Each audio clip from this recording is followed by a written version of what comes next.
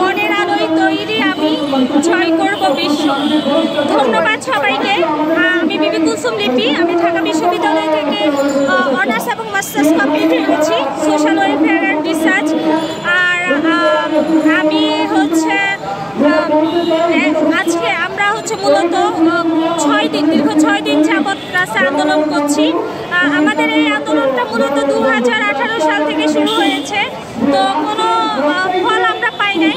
সেই জন্য যেহেতু জুলাই আন্দোলনের পরে আমরা একটা বৈষম্যহীন রাষ্ট্র পেয়েছি, তো রাষ্ট্রের কাছে আমাদের কিছু আবেদন বা কিছু দাবি, যেটা হচ্ছে আমরা প্রতিবন্ধী মানুষরা কীভাবে আছি, কীভাবে বেঁচে আছি, এই বার্তাটা পৌঁছাইতে চাই এবং আমাদের কিছু দাবি দাবা নিয়ে আমরা হচ্ছে মাননীয় প্রধান উপদেষ্টার কাছে জানাতে চাই।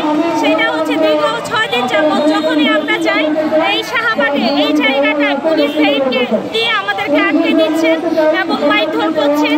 এইভাবে আমরা ঠিক 2018 সাল থেকে যেভাবে নির্যাতিত হয়েছি, এখনো বৈষম্যহীন রাষ্ট্রেও আমরা একইভাবে নির্যাতিত হচ্ছি। তো আমাদের দাবিগুলো হচ্ছে, প্রথম 1 নম্বর দাবি হচ্ছে মাননীয় প্রধান উপদেষ্টা যেন নির্বাহী আদেশের মাধ্যমে প্রতি 2 বছর পর প্রতিবন্ধিতার ধরন অনুযায়ী কর্মসংস্থার ব্যবস্থা করেন। তারপর যে দাবিটা সেটা হচ্ছে যেন বর্তমান কোটা ব্যবস্থা বাতিল করে প্রথম এবং দ্বিতীয় শ্রেণীর জন্য 2% এবং তৃতীয় চতুর্থ শ্রেণীর জন্য 5% কোটা ব্যবস্থা করেন প্রতিবন্ধী ব্যক্তিদের জন্য। তারপর যে দাবিটা হচ্ছে সেটা হচ্ছে বর্তমান শ্রুতিলেখক নীতিমালা বাতিল করে, বর্তমানে যে শ্রুতিলেখক নীতিমালা আছে সেটা যেন একটু সংস্কার করেন।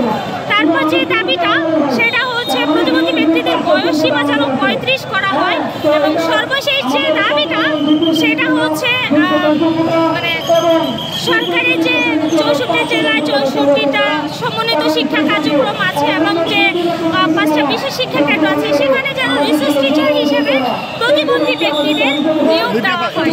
তোমাদের স্টিক কেড়ে নিতেছে, তুমি এই থাকো। 5 নম্বর দাবিটা 5 নম্বর দাবিটা 64 জেলা।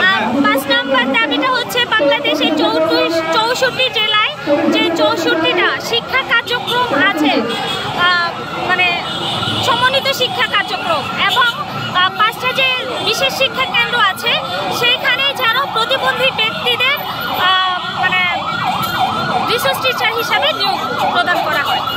এই যে প্রতিবন্ধী হিসেবে আপনারা দাবি আদায়ের লক্ষ্যে এখানে আসছেন, জি। আপনার পড়াশোনা করতে কতটা স্ট্রাগল করতে হয়েছে?